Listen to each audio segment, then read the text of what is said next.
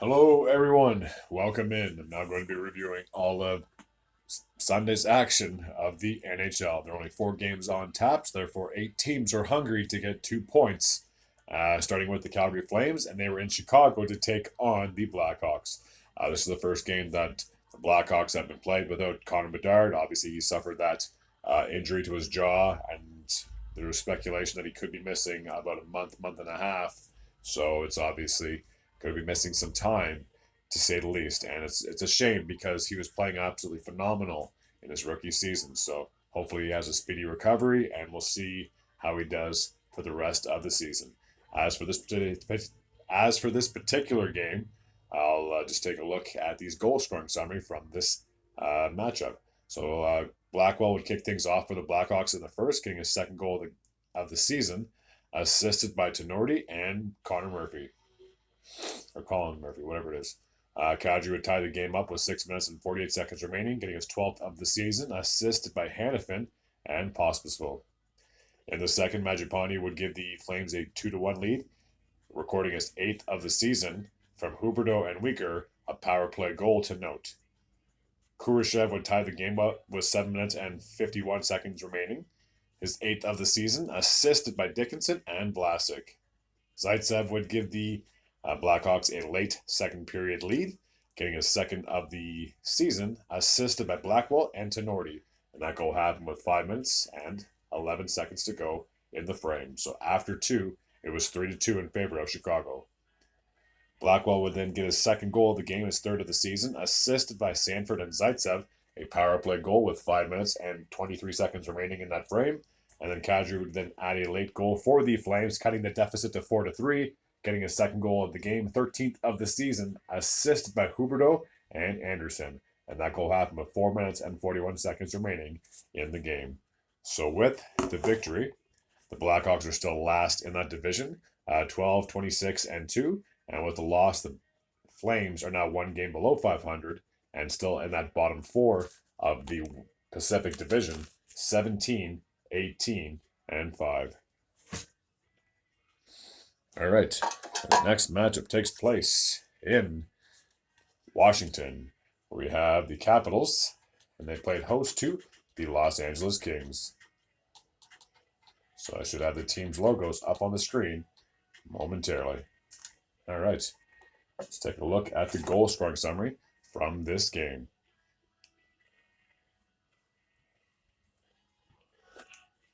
So there's no scoring in the first. We have to jump ahead to the second. We're early in that frame, 4 minutes and 22 seconds to be exact. Nick Dowd would open up the scoring, getting his 6th of the season, assisted by Abu Capital and John Carlson. Kempe would tie the game up less than 3 minutes after that, getting his 15th goal of the season from Doughty and Kopitar, a power play goal to note. Kevin Fiala would would then give the Kings a 2-1 lead, getting his 9th goal of the season, assisted by Deneau and Anderson. Dylan Strome would tie the game up with 4 minutes and 25 seconds remaining, getting his 15th goal of the season, assisted by Ovechkin and Max Pacioretty. And for Pacioretty, that would be his first point since signing with the Capitals in the offseason.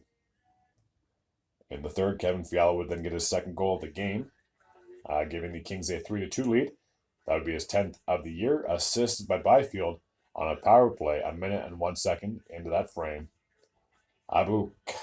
Abu Kubel would then tie the game up 8 minutes and 36 seconds into that third period, assisted by Nick Dowd.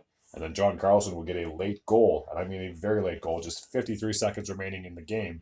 A 3rd goal of the season, assisted by Mallenstein and Abu Kubel, if I'm pronouncing the name correctly. So Abu Kubel, if I'm saying that correctly, would finish with 2 assists. Sorry, one,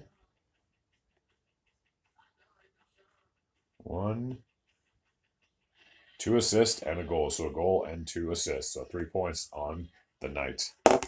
Not too shabby. So with the victory, the Capitals are 19, 13, and 6. And with the loss, the Kings are still in that 3rd spot in that Pacific Division, 20, 10, and 6. All right. Now we're off to Arizona, where we have the Coyotes, and they played host to the red-hot Winnipeg Jets.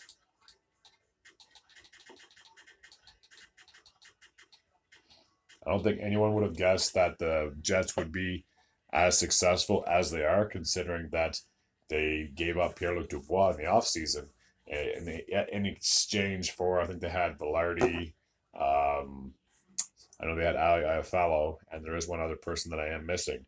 But I did not see this coming where the Jets would be as dominant as they are. In the first, with 2 minutes and 44 seconds remaining, Namestnikov would kick things off for the Jets, getting his 5th goal of the season. In the second, Ehlers would double up the lead to 2-0, getting his 14th of the year, assisted by Sandberg and Nate Schmidt. Schmaltz would get the Coyotes on the board, getting his 12th goal of the season from Keller and Dermott. That goal happened 8 minutes and 10 seconds into that frame. And then with just under 6 minutes to go, 5 minutes and 56 seconds to be exact, Perfetti would then get his 12th goal of the season, giving the Jets a 3-1 lead heading into the third. 5 minutes and 11 seconds into the third, Scheifele would increase the lead to 4-1, getting his 13th goal of the season from Nick Ehlers. Genter would then cut the deficit to 4-2, getting his first goal of the season for the Coyotes. And that goal happened with 7 minutes and 27 seconds remaining. With just under 2 minutes to go, a minute and 52 seconds to be exact, Mark Scheifele would get his second goal of the game, his 14th of the season, assisted by Velarde.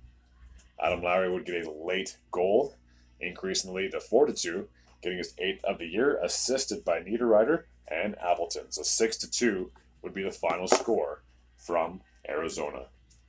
With the victory, the Jets are still atop of that Central Division at 26-9-4.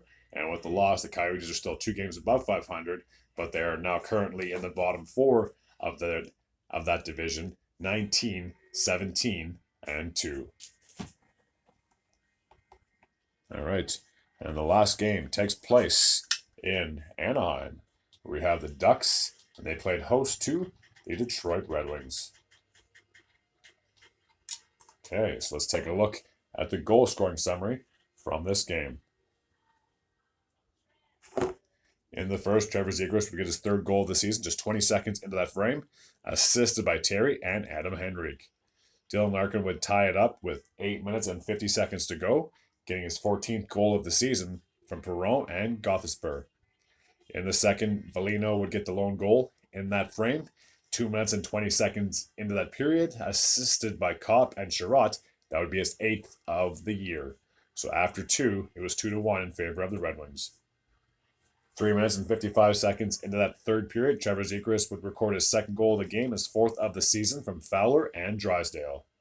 And then just when it looked like the game might be going into overtime, with just under 2 minutes to go, just under a minute to go, I apologize. Just over a minute to go. There we go. A minute and 7 seconds to be exact. Rasmussen would give the Red Wings a 3-2 lead, getting his 9th goal of the season, assisted by Seider and Raymond. And that's where we would stand at the end of regulation.